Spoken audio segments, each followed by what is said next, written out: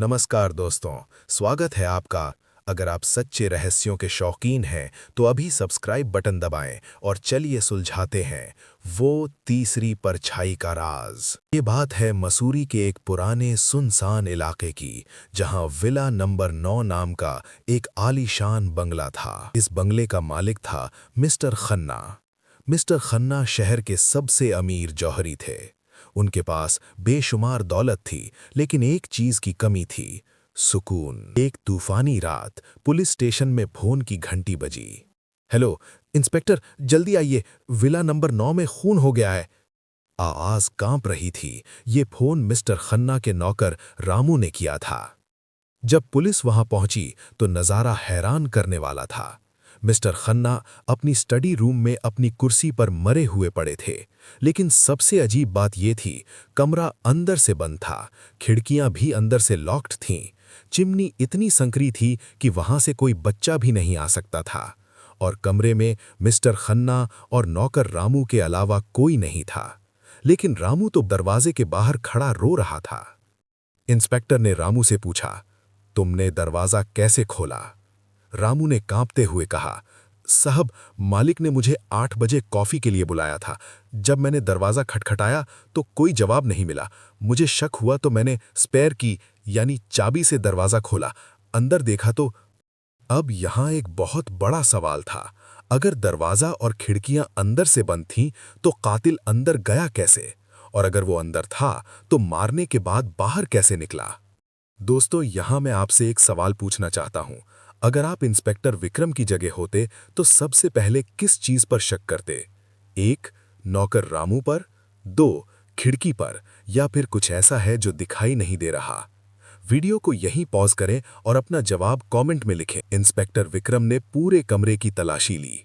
कमरे में 3 ही लोग अक्सर आते थे, मिस्टर खन्ना, उनकी जवान पत्नी सोनिया और उनका बिजनेस पार्टनर राजीव। विक्रम ने उन तीनों को पूछताछ के लिए हॉल में बुलाया।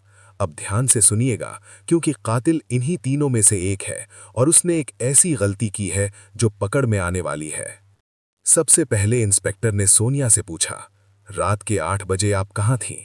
सोनिया ने रोते हुए कहा, मैं अपने कमरे में थी, किताब पढ़ रही थी। मुझे तो पता भी नहीं कि कब क्या हुआ।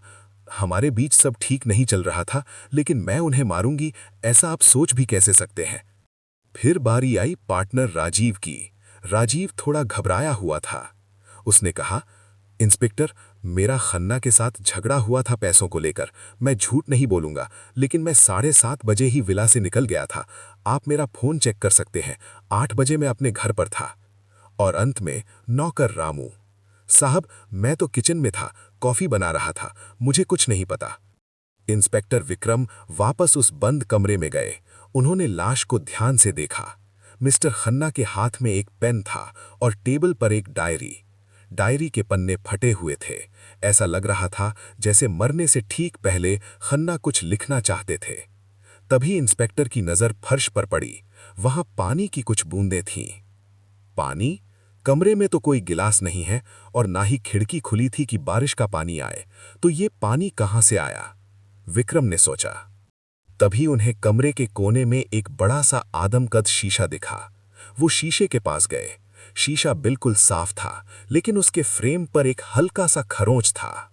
कहानी में अब एक बहुत बड़ा मोड़ आने वाला है दोस्तों। क्या आपको लगता है कि वो पानी की बूंदें ही इस केस की चाबी हैं? अगर आपको कहानी में मजा आ रहा है तो वीडियो को लाइक जरूर करें। इससे हमें और ऐसी कहानियां लाने की प्रेरणा मिलती है। इंस्पेक्टर विक्रम समझ चुके थे कि खेल क्या है। उन्होंने तीनों को, सोनिया, राजीव और रामू को वापस कमरे में बुलाया। विक्रम ने मुस्कुराते हुए कहा, कातिल इस कमरे से बाहर गया ही नहीं, क्योंकि कातिल कोई इंसान नहीं बल्कि एक धोखा था। सब हैरान थे। विक्रम ने कहा, मिस्टर खन्ना को किसी ने गोली नहीं मारी, ना ही चाकू घोंपा। उन्हें जहर दिया गया था, और वो जहर उनकी कॉफी में नहीं था। विक्रम ने वो पेन उठाया जो खन्ना के हाथ में था। ये जहर इस पेन के ऊपर लगा था। खन्ना साहब की आदत थी सोचते वक्त पेन को मुंह में लगाने की। कातिल ये बात जानता था। लेकिन कातिल अंदर कैसे आया? सोनिया चिल्लाई। इंस्पेक्टर विक्रम उस बड़े से शीशे की तरफ मुड़े। उन्होंने शीशे के फ्रेम को जोर से धक्का दिया और देखते ही देखते वो शीशा एक दरवाजे की तरह खुल गया। शीशे के पीछे एक गुप्त रास्ता था जो सीधा दूसरे कमरे में निकलता था। विक्रम ने कहा, "ये विला पुराना है।